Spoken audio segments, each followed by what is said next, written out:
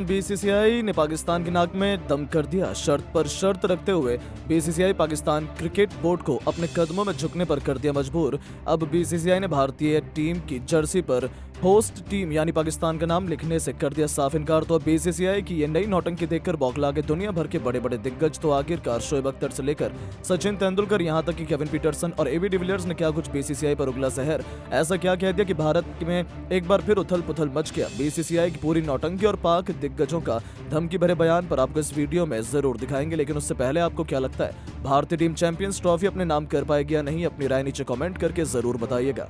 दोस्तों आईसीसी ने champions trophy का पूरा शेड्यूल काफी समय पहले जारी कर दिया था।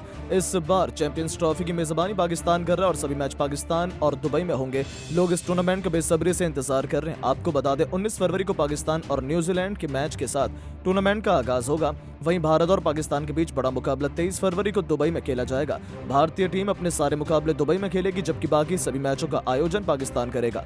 पाकिस्तान में रावलपिंडी, लाहौर और कराची में 3 जगहों पर मैच खेले जाएंगे। पाकिस्तान में प्रत्येक जगह पर 3 ग्रुप गेम होंगे, जिसमें लाहौर दूसरे सेमीफाइनल की मेजबानी भी करेगा, जबकि भारत से जुड़े 3 ग्रुप मैचों के साथ साथ पहला सेमीफाइनल दुबई में खेला जाएगा।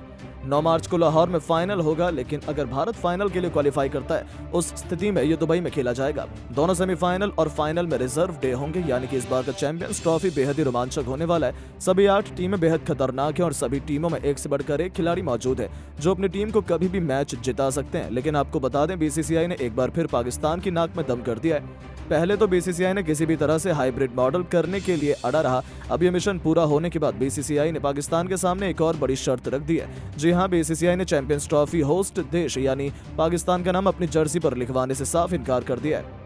बीसीसीआई ने कह दिया कि हम पाकिस्तान का नाम अपनी जर्सी पर नहीं लिख सकते हैं। इसके बाद पाकिस्तान में एक बार फिर उथल पुथल मच गई है। बीसीसीआई की ये नौटंकी देखकर दुनिया भर के बड़े बड़े दिग्गज गुस्से से आग बबूला हो गए और फिर अपनी भड़ास निकालते हुए बीसीसीआई पर जहर उगला है। कुछ ऐसा कह दिया कि जिसे सुनकर आपको भी भरोसा नहीं होगा। तो चलिए हम आपको सुनाते हैं किन किन पाक दिग्गजों ने क्या कुछ बीसीसीआई को लेकर कहा है।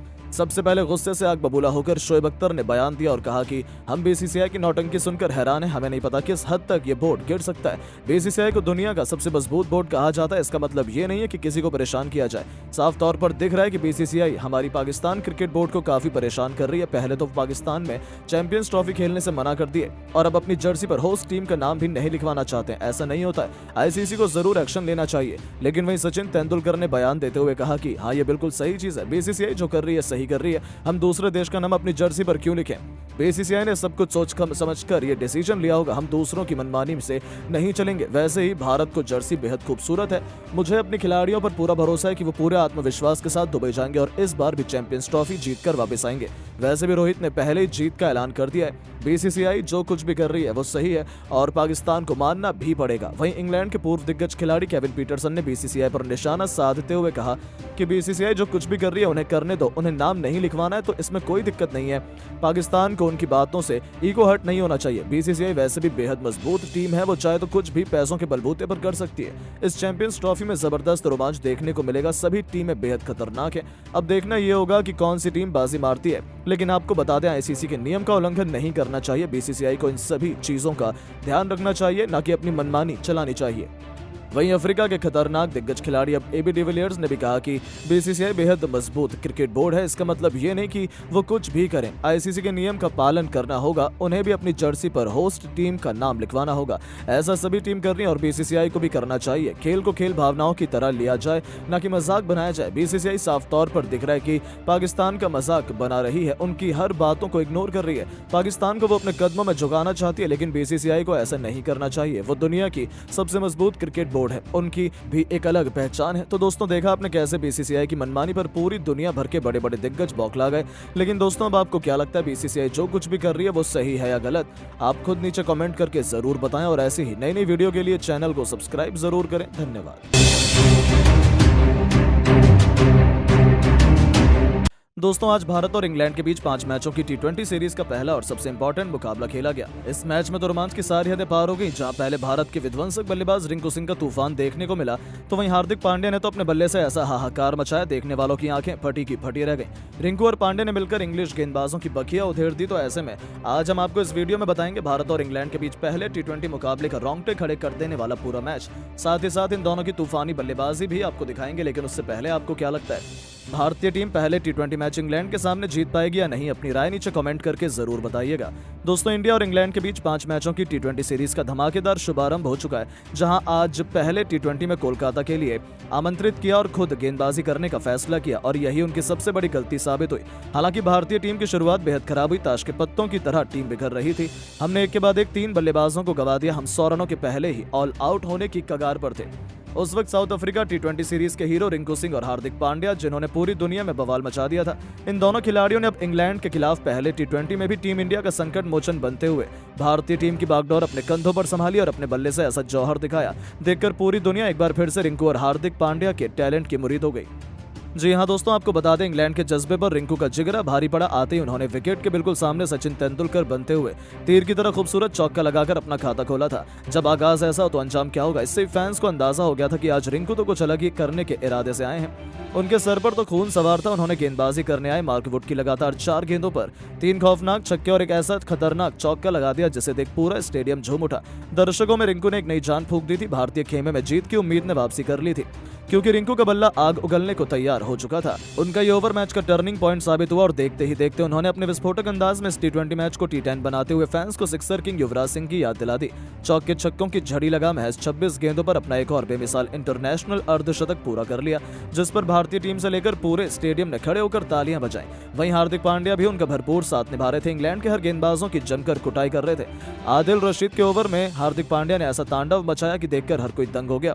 इस ओवर में एक नहीं दो नहीं बल्कि लगातार 4 छक्के जड़कर हार्दिक पांड्या ने अपनी अर्धशतक पूरा कर लिया। वहीं रिंकू का बल्ला रुकने का नाम बिल्कुल भी नहीं ले रहा था। बस फिर क्या था, हर तरफ केवल रिंकू रिंकू और हार्दिक सुनाई दे रहा था। इंग्लैंड के कप्तान जॉस बटलर उन्हें आउट करने का पूरा प्लान तैयार करने में जुटे हुए थे।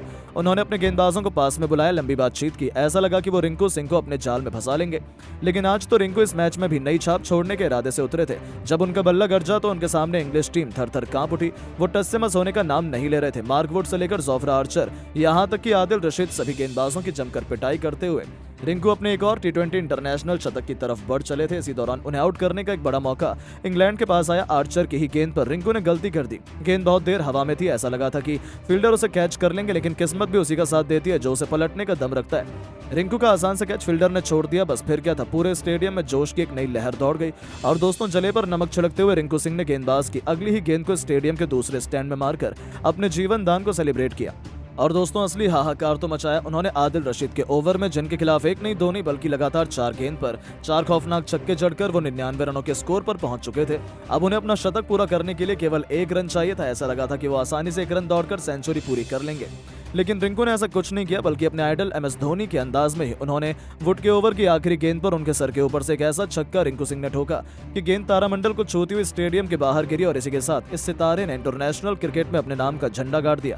जी हां दोस्तों, केवल 51 गेंद पर 104 रनों की तूफानी पारी खेलकर रिंकू ने पूरी दुनिया को अपने कदमों में झुकाया और अपने शतक का इस्तेकबाल किया। वहीं हार्दिक पांड्या ने भी बेमिसाल 95 रनों की पारी खेली। इसके दरमियान उन्होंने 8 गगनचुंबी छक्के और 3 चौके लगाए। हर कोई खड़ा होकर उनके लिए तालियां बजा रहा था। आखिर हो भी क्यों ना, भारत की तरफ से रिंकू ने अपना पहला इंटरनेशनल टी20 शतक ठोककर इतिहास के पन्नों में अपना नाम सुनहरे अक्षरों में लिखवाया था। अपनी इस विस्फोटक पारी के दौरान उन्होंने 9 खौफनाक छक्के लगाए थे, जिनकी अद्भुत बल्लेबाजी देखकर तो हर कोई उनका दीवाना हो गया। इसी के साथ रिंकू ने न जाने ऐसे कितने कीर्तिमान बना लिए जिसे हासिल करना आज तक किसी के बस की बात नहीं हो पाई। यानी कि रिंकू सिंह और हार्दिक पांड्या तो इंग्लैंड के खिलाफ पहले टी20 मुकाबले से ठीक पहले प्रैक्टिस मैच में पूरी तरीके से क्रिकेट जगत में अपने नाम का डंका बजा चुके थे। तो सोचिए, जब प्रैक्टिस में ही उनका तूफान ऐसा था तो असली मुकाबले में तो वो क्या ही धमाल मचाएंगे। लेकिन दोस्तों अब आपको क्या लगता है कि हार्दिक पांड्या, रिंकू और सूर्या में कौन सबसे खतरनाक बल्लेबाज है? अपनी राय नीचे कमेंट करके जरूर बताएं और ऐसी शानदार खबरों के लिए चैनल को सब्सक्राइब जरूर करें। धन्यवाद। टीम इंडिया को बहुत जल्द एक और सफलता मिल चुकी थी। उनके आउट होने के बाद अब मैदान में ग्लेन मैक्सवेल को जलवा दिखाने भेजा गया था, जिनके लिए भी मैदान में टिक पाना बच्चों का खेल था। बुमराह ने इन दोनों बल्लेबाजों की हालत बिगाड़ रखी थी। एक एक रन बनाने के लिए उन दोनों को संघर्ष करना पड़ा था। 12 ओवर में मुश्किल से ऑस्ट्रेलिया 44 रन बना पाई थी। 14वें ओवर की चौथी गेंद पर सिराज को निशाना बनाते हुए स्टीव स्मिथ ने एक शानदार चौका लगाया। इन दोनों के बीच एक कमाल की साझेदारी पनपने लगी थी। 18 ओवर में ऑस्ट्रेलिया ने 70 रन बना लिए थे। अगले ही ओवर में बुमराह की गेंद पर चौका मारकर मैक्सवेल ने बता दिया कि वो इतनी आसानी से हार नहीं मानेंगे। भले दूसरी तरफ विकेट गिर रहे थे, लेकिन इन दोनों खिलाड़ियों ने आते ही टेस्ट क्रिकेट का अपना खतरनाक इंटेंट दिखाते हुए ऑस्ट्रेलिया को 100 रनों के पार पहुंचा दिया। 20 ओवर में ऑस्ट्रेलिया ने 101 रन बना दिए थे। जहां टीम इंडिया को जल्द से जल्द विकेट चाहिए थे, तो आते ही इन्होंने सीधा आक्रमण करना शुरू कर दिया। बुमराह को ही निशाना बनाते हुए मैक्सवेल ने बेहतरीन चौका लगाया। बुमराह को समझ में आ चुका था कि इन दोनों को जल्द से जल्द वापस भेजना पड़ेगा,